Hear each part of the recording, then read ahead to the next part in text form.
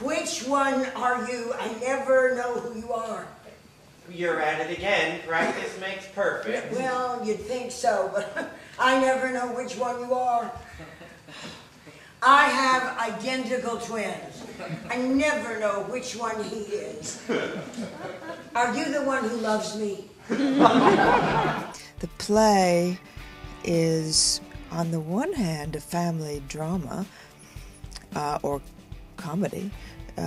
It's a play about twins, and I don't think I want to ruin the surprise of what that is all about. I live in my bed and I have twins, twin boys, who it's difficult because they're identical twins. You can't always tell them apart.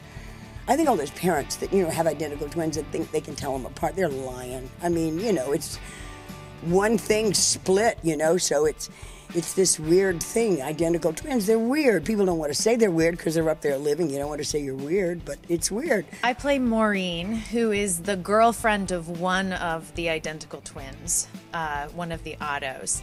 And her story starts when Otto comes to her and tells her that his brother, and by extension his family, have decided that he no longer exists, which is obviously distressing to hear. The play calls into question a lot of the ideas of existence, and I like playing the part of Otto because I'm the one who everyone on stage is saying perhaps doesn't exist, so I feel like I have an interesting connection with the audience because I can deal with all this crazy information along with them.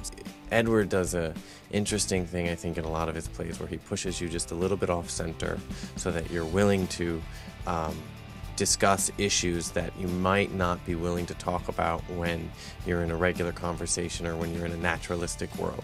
So you have to get a little off of reality, and then you're willing to talk about whether or not somebody does or does not exist because somebody else says they do or do not. And to me, the play is like a dream that I had.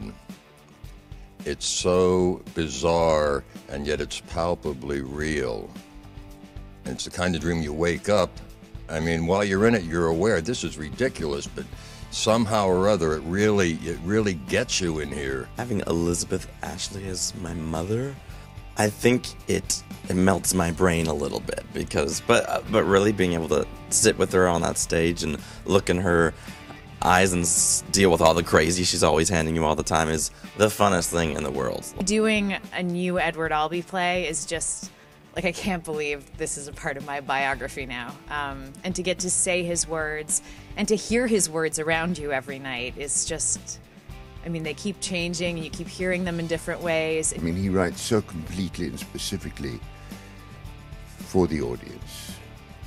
It's amazing but not surprising, because Edward is a man who moves, has always moved ahead of the times. The times catch up with him. It's all over the place. I mean, at times it's absurd, and at times it's real, at times it's very funny, at times it's very sad. But I think it's a wonderful mixture of all of those. And there's one point in the play where a thing so outrageously politically incorrect gets said that there's one of those